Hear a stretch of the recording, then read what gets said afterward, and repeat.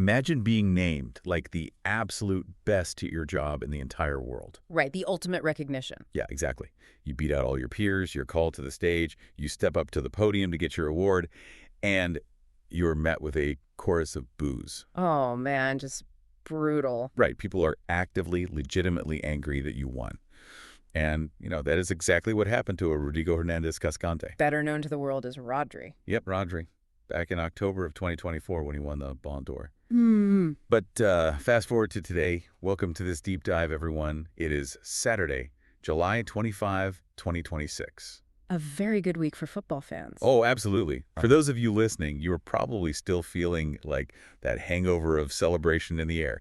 Because just a few days ago, on July 19th, Spain defeated Argentina 1-0 in extra time to win their second World Cup. And I mean, that was an incredibly tense, just monumental final against Scaloni's Argentina. The margins there were razor thin. Yeah, razor thin is right. And that tension, well, that's exactly the hook for today's conversation. Right. Because we aren't looking at the flashy goal scorers today.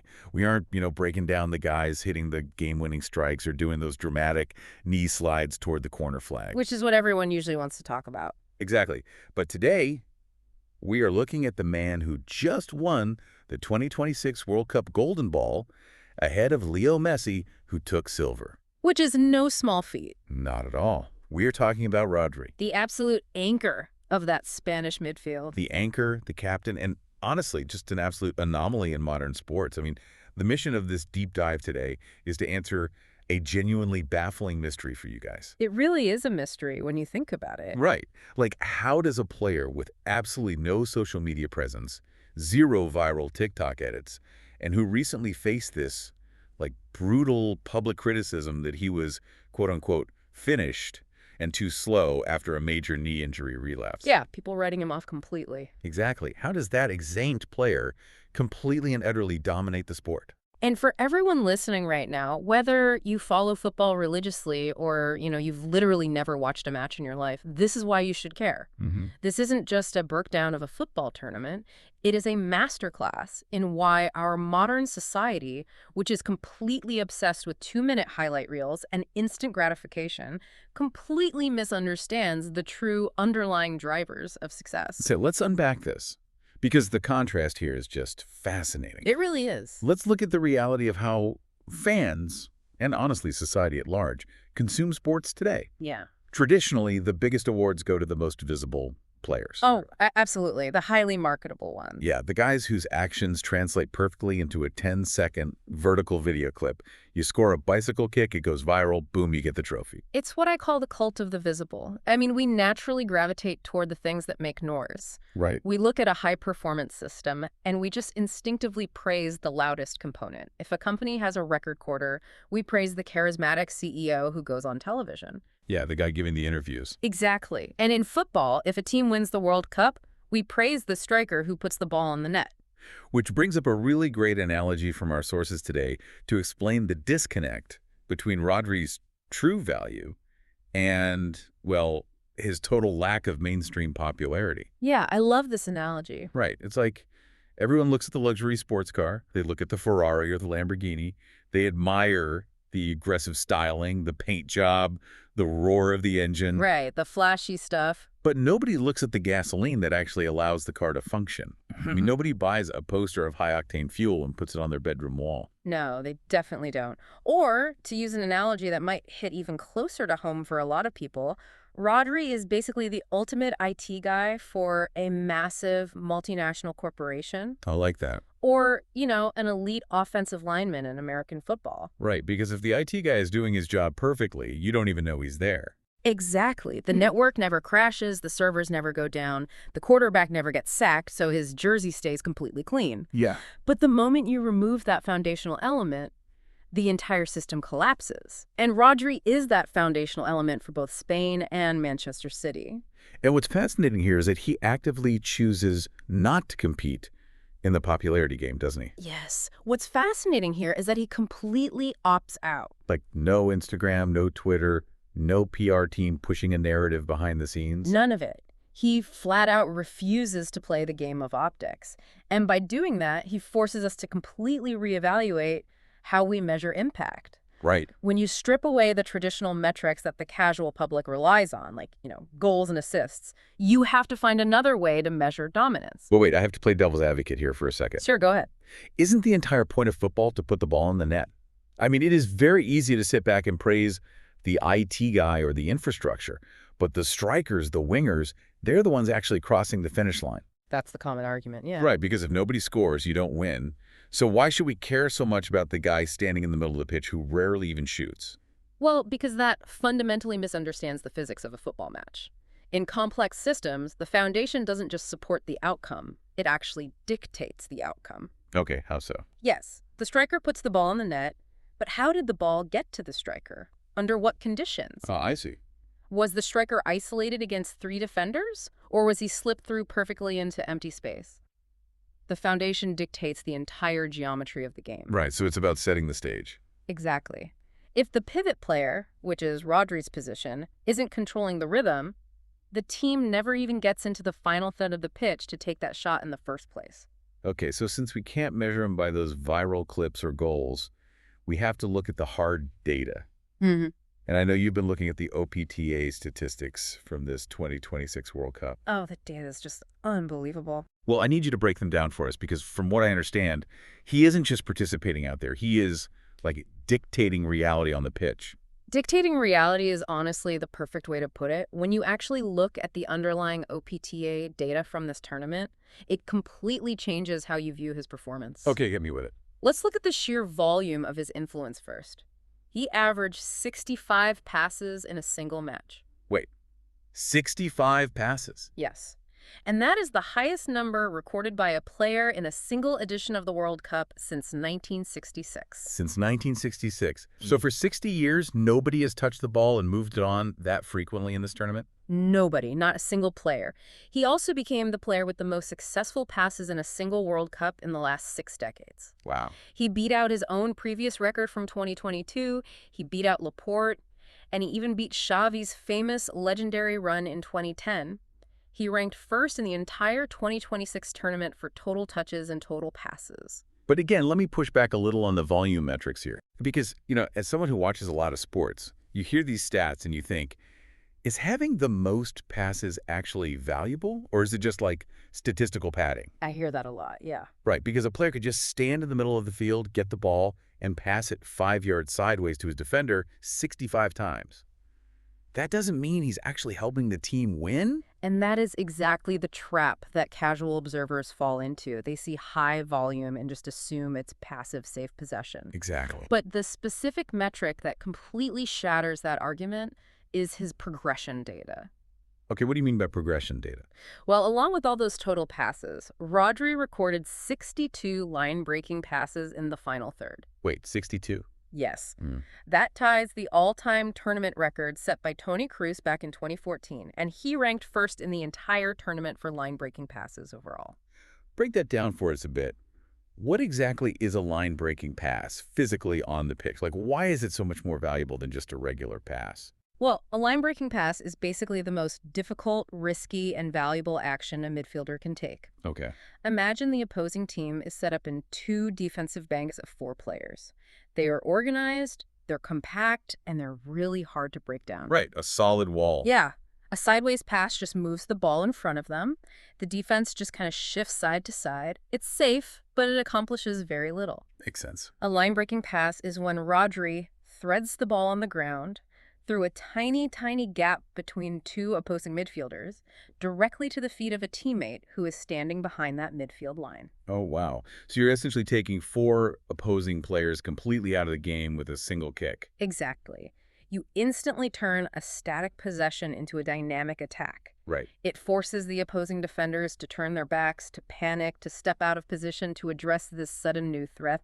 It is pure aggressive forward momentum. I imagine that's pretty risky, right? Extremely. It is incredibly difficult to execute because if the opposing team intercepts it, your team is completely exposed to a counterattack. Oh, yeah, that makes sense. It requires immense vision, perfect weight on the ball, and just absolute confidence. So he isn't just touching the ball to pad his stats. He's actively dismantling the opponent's defensive structure. Exactly. He is controlling the tempo of the entire match 100% through the pass. Wow. He decides if the team marches forward with a penetrating pass or if they hold their ground and maintain possession to kill the opponent's momentum. Okay, so the stats tell us what happened.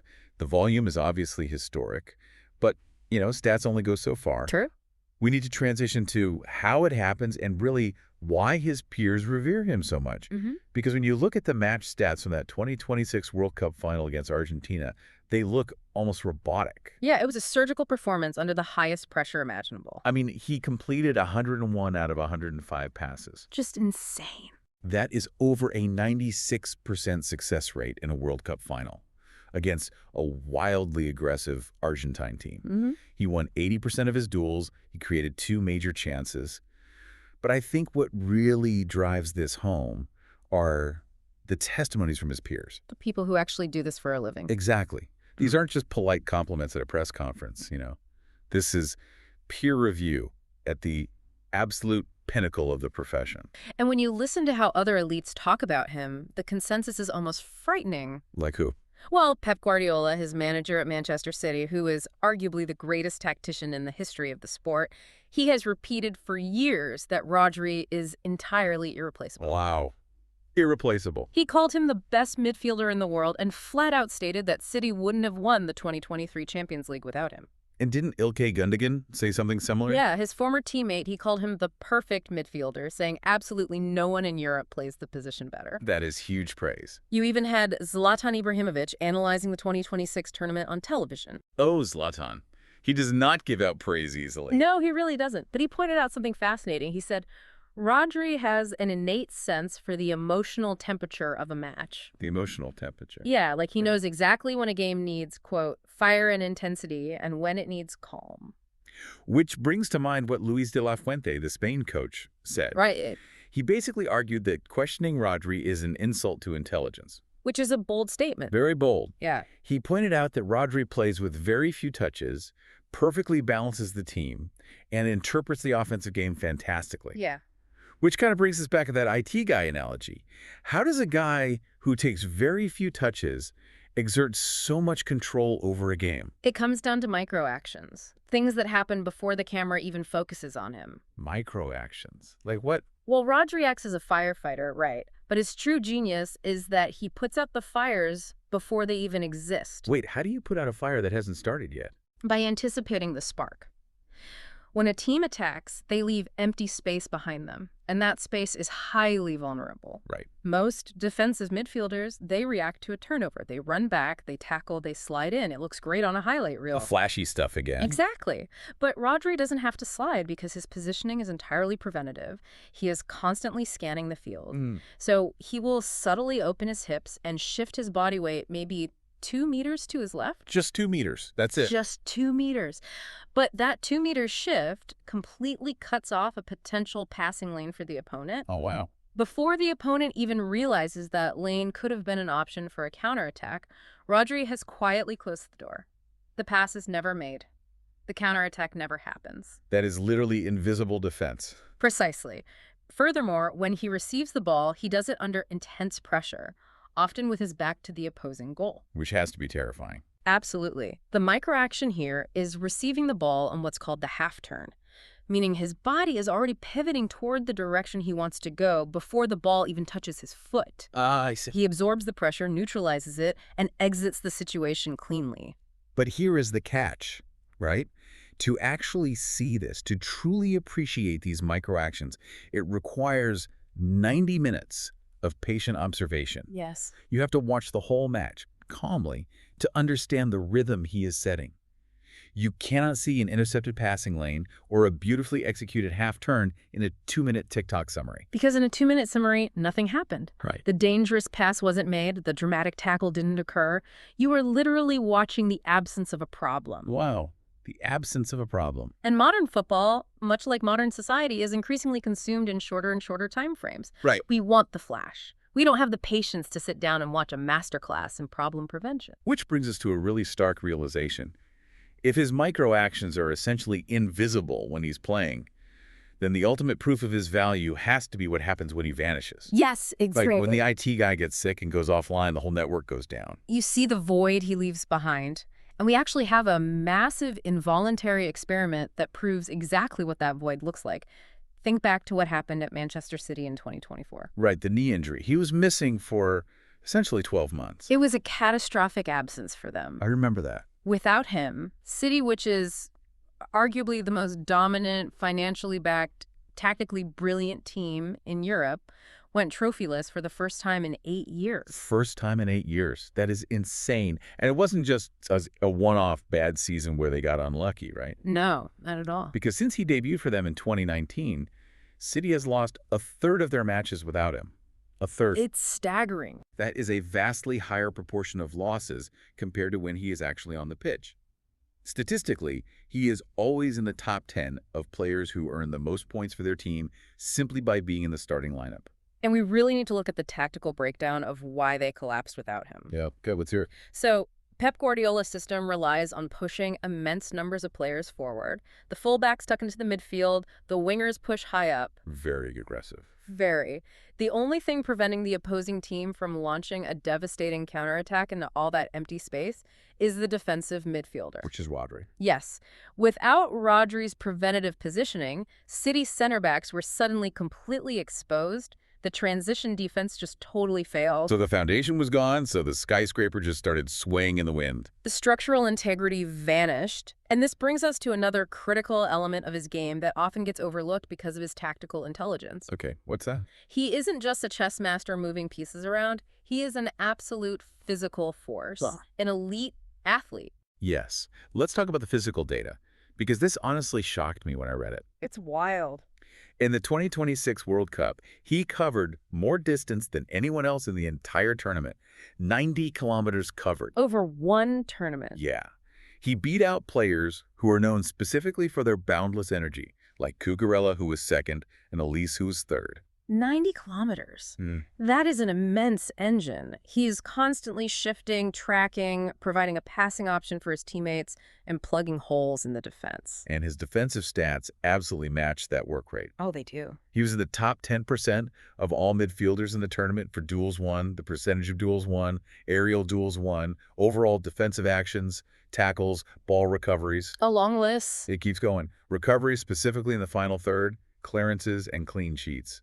I mean, he was quite literally everywhere, stopping everything. But there is a final layer to the statistic that borders on the impossible. Here's where it gets really interesting, guys. He did all of this tackling, all of this running, all of this destroying of the opponent's attacks, playing the most physically demanding defensive role on the pitch, without receiving a single yellow or red card in the entire championship. 0 cards. Yeah.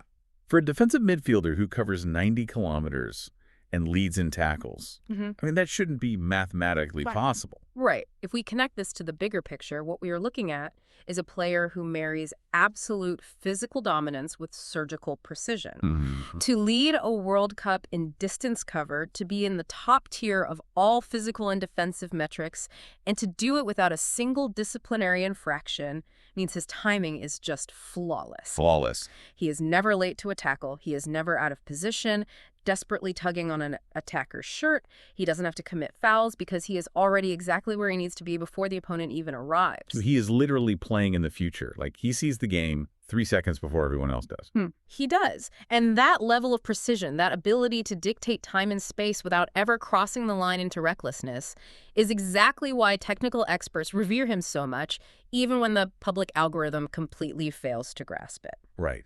So what does this all mean? Yeah. We have a player who was heavily doubted after his severe knee injury.